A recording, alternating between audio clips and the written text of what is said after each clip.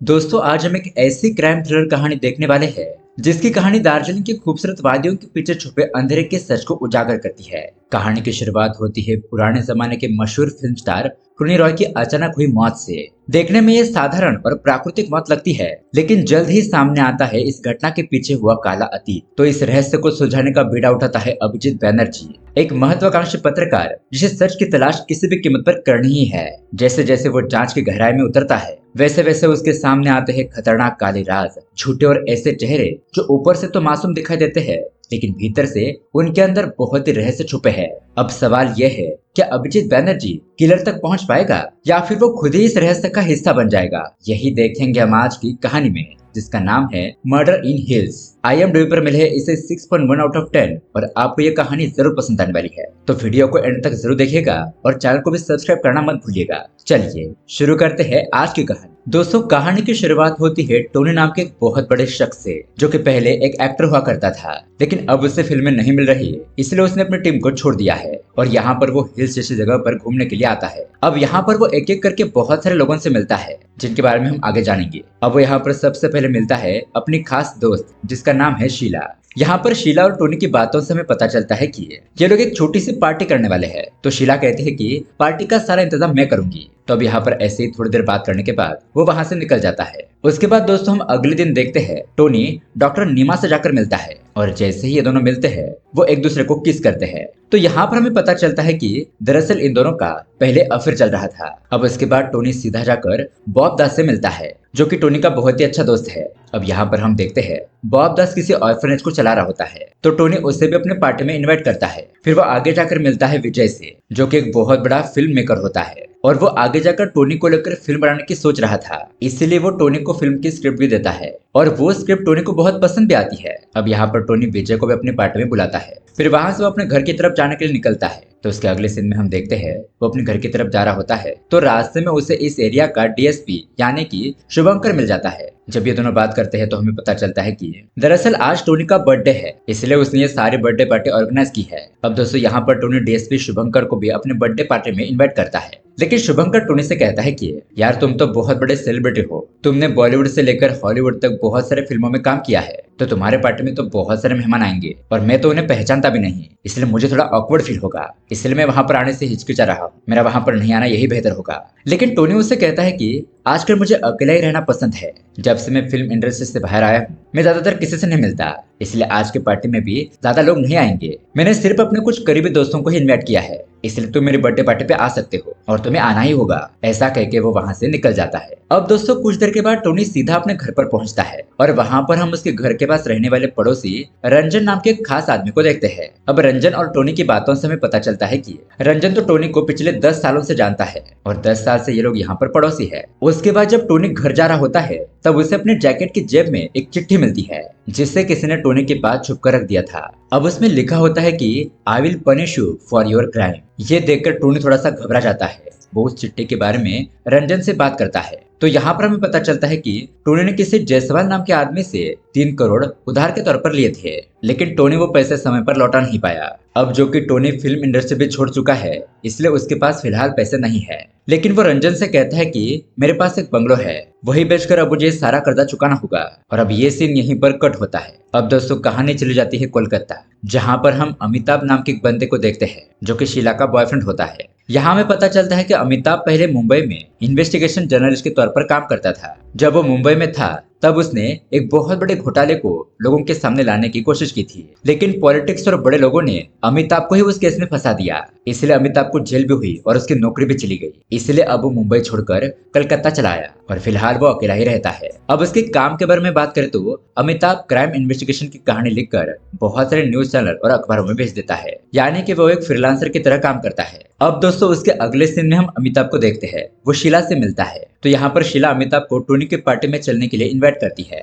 अब शीला उसकी गर्लफ्रेंड होती है, इसलिए वो उसकी बात मानकर पार्टी में जाने के लिए मान जाता है। अब यहाँ से कहानी चली जाती है रात को। अब पार्टी की जगह पर इनवाइट किए हुए सभी लोग पहुंच जाते हैं। पहले तो सभी लोग मिलकर केक काटते हैं और टोनी का बर्थडे सेलिब्रेट करते हैं। फिर ये लोग एंजॉय करते हुए शराब पीने लगते हैं। अब क्योंकि टोनी ने बहुत सारी शराब पी ली थी, इसलिए वो नशे में बड़बड़ाने लगता है। वो कहने लगता है कि तुम सभी लोग अब मरने वाले हो, क्योंकि मैंने इस शराब के अंदर जहरीली दवा मिलाई है। अब ये बात सुनकर सभी लोग डर जाते हैं, लेकिन अगले ही पल वो समझ जाते हैं कि टोनी उनके साथ मजाक कर रहा है, क्योंकि वो बहुत ज्यादा नशे में है। इसलिए अब सब लोग उसे संभालने की कोशिश करते हैं। लेकिन दोस्तों तभी अचानक शॉकिंगली टोनी को हार्ट अटैक आ जाता है और उसकी मौत हो जाती है। अब अपने सामने टोनी को मरता हुआ देखकर सभी लोग बहुत ज्यादा डर जाते हैं और ये सीन यहीं पर कट हो जाता है। अब इसके अगले सीन में हम देखते हैं टोनी का इस तरह के हार्ट अटैक से मर जाना। ये बात अमिताभ को कुछ हजम नहीं होती। वो सोचने लगता है कि जरूर उस पार्टी के खाने में जहर मिलाया होगा, लेकिन फिर वो सोचता है कि वो खाना तो हम सब लोगों ने खाया था, तो फिर सिर्फ टोनी की ही मौत क्यों हुई। इस तरह से वो क्राइम इन्वेस्टिगेशन जर्नलिस्ट होने की वजह से इस केस के बारे में ऐसे सोचने लगता है, पर उसे यहाँ पर कुछ गड़बड़ लगती है। इस वजह से वो इस केस को सॉल्व करने की ठान लेता है। अब क्योंकि वो टोनी से जुड़े हुए सभी लोगों को नहीं जानता था, इसलिए वो सबसे पहले शीला से मिलने के लिए उसके घर पर पहुंच जाता है। अब दोस्तों जैसे ही अमिताभ शीला के घर पर पहुंचता है तो वो देखता है कि शीला बॉब के साथ रह रही है, और ठीक उसी तरह से जैसे कोई कपल रहते हैं। लेकिन ये बात कभी भी शीला ने अमिताभ को नहीं बताई थी। ये देखकर अमिताभ बहुत मायूस हो जाता है। फिर जैसे ही शीला बॉब के साथ कहीं बाहर चली जाती है तो अमिताभ चुपके से शीला के घर के अंदर पहुंचकर इन्वेस्टिगेशन करने लगता है। अब घर के अंदर बहुत ज्यादा ढूंढने पर अमिताभ को एक डायरी मिल जाती है, जिसे वो तुरंत ही पढ़ने लगता है। अब उस डायरी से हमें एक फ्लैशबैक के बारे में पता चलता है। अब दोस्तों ये डायरी एक तरुण नाम के बंदे की होती है और यहाँ से कहानी जाती है 1991 में। दोस्तों ऐसे ही एक दिन शाम को तरुण अपने घर पर बैठा होता है, तभी तरुण का एक खास दोस्त शोएब उसके घर पर पहुंचता है। अब क्योंकि शोएब बहुत ज्यादा परेशान लग रहा था तो उससे पूछने पर वो बताता है कि मेरी बहन अरुणा जो कि फिल्म इंडस्ट्री में काम करती है, वो टोनी नाम के एक एक्टर के साथ मूवी करना चाहती थी, लेकिन फिलहाल वो 3 महीने की प्रेग्नेंट है।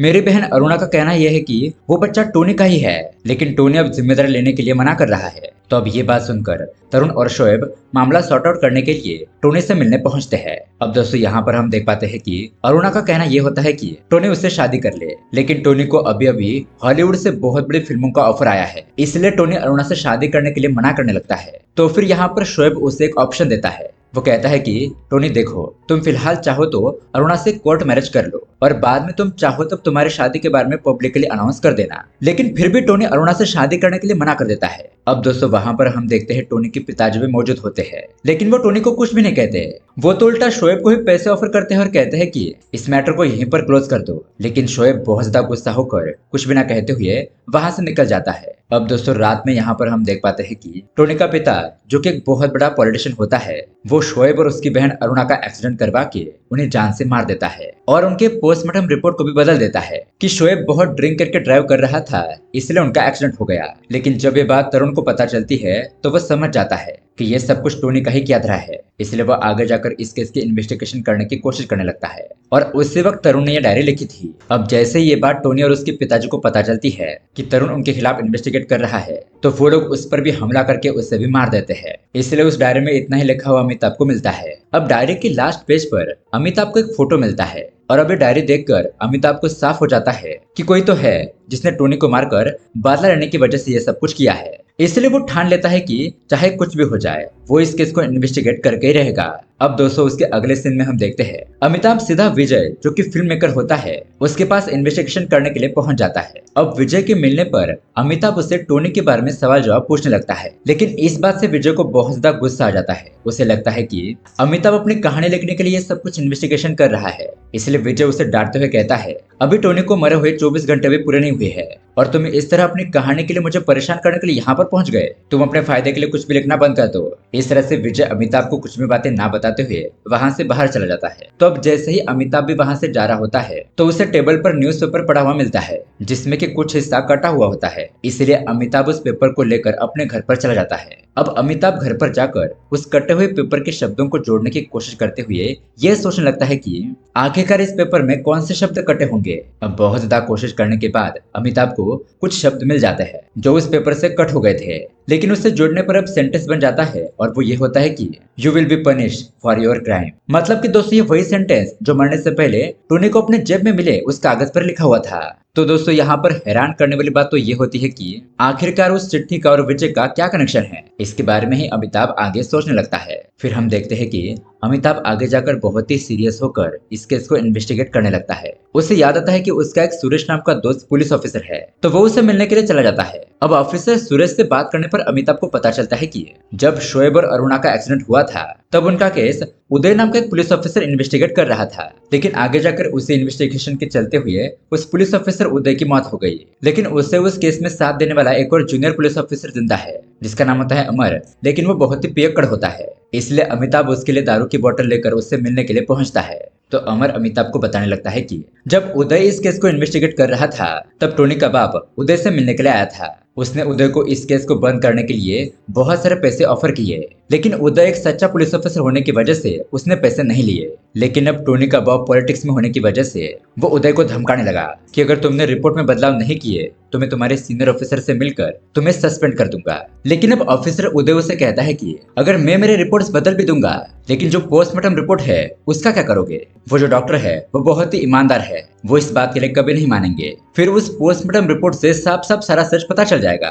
और दोस्तों यहाँ पर हम देख पाते हैं कि वो पोस्टमार्टम डॉक्टर रीमा होती है। लेकिन अब टोनी का बाप ऑफिसर उदय से कहता है कि वो सब कुछ मैं संभाल लूंगा, बस मैं जो तुम्हें करने के लिए कह रहा हूँ तुम उतना करो। इसलिए अब ऑफिसर उदय ना चाहते हुए भी टोनी के बाप से पैसे ले लेता है और अब ये सीन यहीं पर कट हो जाता है। अब दोस्तों उसके अगले सीन में हम देखते हैं ऑफिसर उदय रोते हुए एक चिट्ठी लिखता है और वो चिट्ठी अपने जूनियर ऑफिसर अमर को देते हुए कहता है कि तुम ये सारे पैसे और ये चिट्ठी मेरी पत्नी तक पहुंचा दो, क्योंकि मुझे पता है मैं जो टोनी के बाप का साथ दे रहा हूँ वो बहुत ही गलत है। दरअसल मैं ये सब कुछ करना नहीं चाहता, लेकिन मेरी मजबूरी है जो मुझे सब कुछ करना पड़ रहा है। ऐसा कहकर वो जूनियर ऑफिसर अमर को वहां से भेज देता है। अब जैसे अमर वहां से चला जाता है ऑफिसर उदय गिल्ट के मारे खुद को ही गोली मारकर अपनी जान दे देता है। अब दोस्तों यहाँ पर अमर से यह सब कुछ सुनने के बाद अमिताभ अपने घर पर चला जाता है, लेकिन जैसे वो घर पर पहुंचता है वो देखता है कि शीला पहले से यहाँ पर उसका इंतजार कर रही है। अब यहाँ पर शीला और अमिताभ के बीच में बॉब को लेकर झगड़ा हो जाता है। अमिताभ शीला से कहता है कि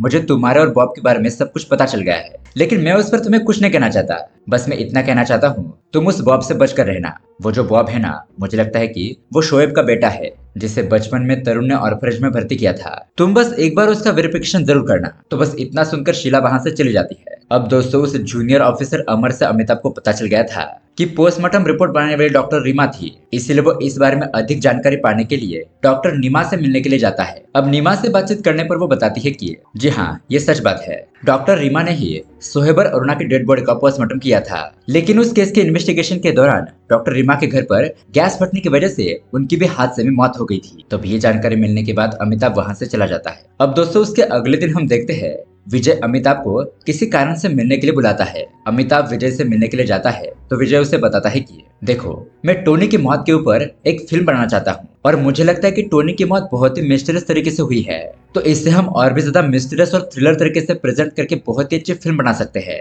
और इसमें ही मुझे तुम्हारी मदद चाहिए। लेकिन अब अमिताभ विजय को मदद करने के लिए साफ साफ मना कर देता है और वो वहां से अपने घर पर चला जाता है। जैसे ही अमिताभ घर पर पहुंचता है तो शीला उसका वहां पर इंतजार कर रही थी। शीला अमिताभ को बताती है कि 30 साल पहले तरुण ने बॉबी को नहीं बल्कि विश्वजीत नाम के लड़के को ऑर्फनेज में भर्ती करवाया था। ऐसा कहते हुए शीला गुस्से से वहां से जाने लगती है। तो अब अमिताभ उसे मनाने के लिए उसके पीछे पीछे जाने लगता है, लेकिन दोस्तों यहाँ पर अचानक ही रास्ते पर कोई आकर अमिताभ को किडनैप कर लेता है। अब उसके अगले सीन में हमें पता चलता है कि अमिताभ को किडनैप करने वाला और कोई नहीं है बल्कि वो जायसवाल होता है, जिसके बारे में दोस्तों मैंने मूवी के स्टार्टिंग में बताया था, जिससे टोनी ने 3 करोड़ रुपए उधार के तौर पर लिए थे, वही जायसवाल। अब जायसवाल अमिताभ को कहने लगता है कि टोनी ने मेरे सारे पैसे चुकाने के लिए मुझे अपना बंगलो बेचने का वादा किया था, लेकिन उससे पहले ही उसकी मौत हो गई। वो आगे अमिताभ से ये भी कहता है कि तुम ये जो टोनी के केस की इन्वेस्टिगेशन कर रहे हो उसे बंद कर दो, नहीं तो तुम्हारा बहुत ही बुरा हाल होगा। लेकिन अमिताभ ये बात मानने से मना कर देता है। तो इसलिए गुस्से में जायसवाल अपने आदमियों से कहता है कि इसे मारकर कहीं पर फेंक दो।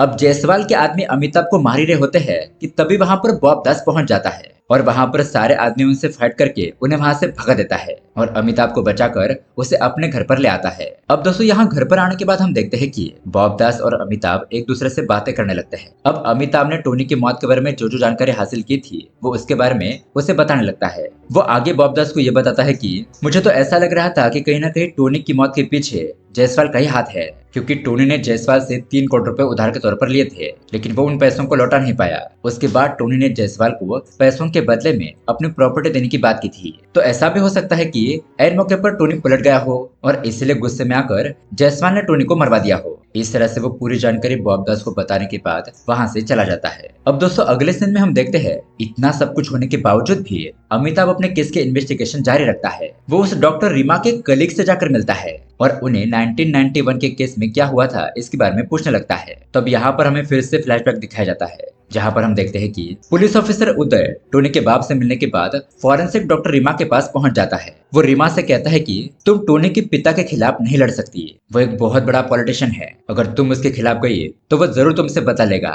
लेकिन दोस्तों रीमा एक बहुत ही ऑनेस्ट पर्सन होती है, इसीलिए वो ऑफिसर उदय की बात ना मानते हुए रिपोर्ट को बदलने के लिए मना कर देती है। और वो ये भी कहती है कि मैंने इस चल रहे इन्वेस्टिगेशन के खिलाफ अपने सीनियर ऑफिसर के पास कंप्लेंट करने के लिए एक लेटर भी लिख दिया है, तो उसके जरिए में तुम सभी लोगों की कंप्लेंट भी करने वाली हूँ। तो रीमा वो कंप्लेंट लेटर अपने कलीग्स दिवाकर के पास दे देती है और वो उसे कहती है कि अगर मुझे कुछ हो जाए तो तुम ये लेटर जरूर सीनियर तक पहुंचा देना। लेकिन दोस्तों अब यहाँ पर दिवाकर अमिताभ से कहता है कि आज तक वो लेटर मेरे पास ही पड़ा है, मैंने आज तक उसे कभी पोस्ट नहीं किया।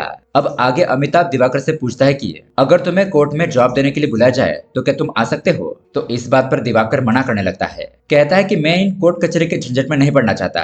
लेकिन दोस्तों अब यहाँ पर हमें पता चलता है कि अमिताभ चुपके से दिवाकर की बातें रिकॉर्ड कर रहा होता है। अब दिवाकर आगे कहने लगता है और हमारे सामने एक बहुत बड़ा ट्विस्ट रिवील होता है। दिवाकर बताता है कि उस रात टोनी रीमा के घर पर पहुंच गया था। उसने रीमा को बहुत समझाने की कोशिश की, लेकिन रीमा रिपोर्ट बदलने के लिए राजी नहीं थी, इसलिए उसने रीमा को ही जान से मार दिया और दिखाने के लिए ऐसा सीन क्रिएट किया जैसे कि रीमा की मौत गैस के फटने की वजह से हुई है।